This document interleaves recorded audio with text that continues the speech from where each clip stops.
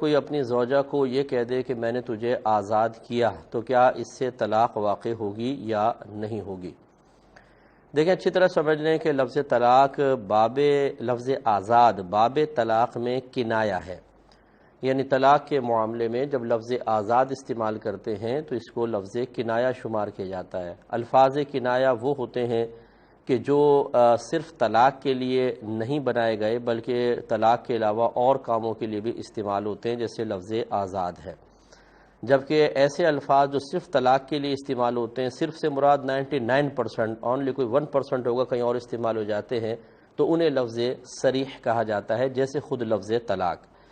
اب یاد رکھیں کہ یہ جو کنایہ لفظ ہے، لفظ آزاد، جب اس سے انسان طلاق یعنی یہ زبان سے ادا کرے تو اس کی حالت کو دیکھا جاتا ہے۔ حالتیں 3 طرح کی ہوتی ہیں۔ ایک نارمل حالت ہے، نارمل کا مطلب نہ غصے میں ہے، نہ کوئی لڑائی جھگڑا، اور نہ عورت کی طرف سے طلاق کا مطالبہ ہے۔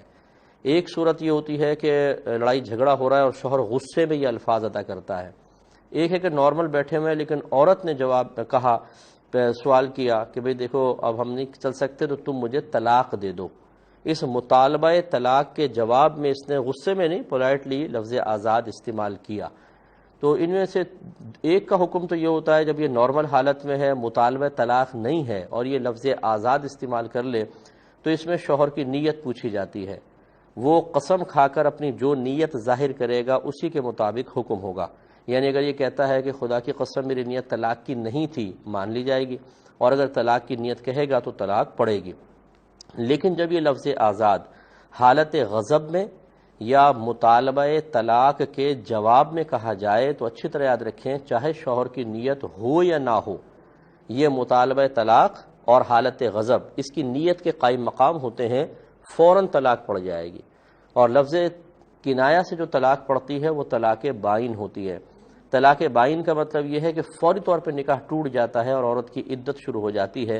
لہذا اگر یہ دونوں ساتھ رہنا چاہیں، اور شرط یہ ہے کہ اس سے پہلے ایسا نہیں کہ 2 طلاق دی ہو، کیونکہ یہ تو مل کے 3 ہو جائے گی، پھر حلالہ کے بغیر کچھ نہیں ہو سکتا۔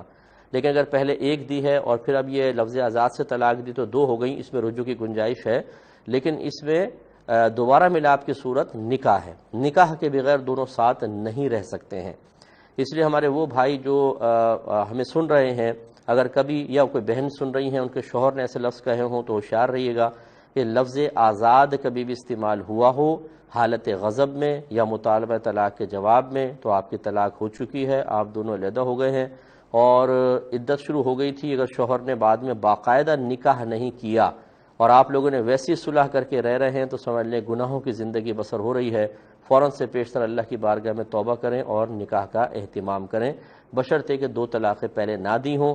اگر معاذ اللہ 2 پہلے دی تھیں تو پھر تو یہ 3 ہو گئیں، اب حلالہ کے بغیر نہیں ہو سکتا۔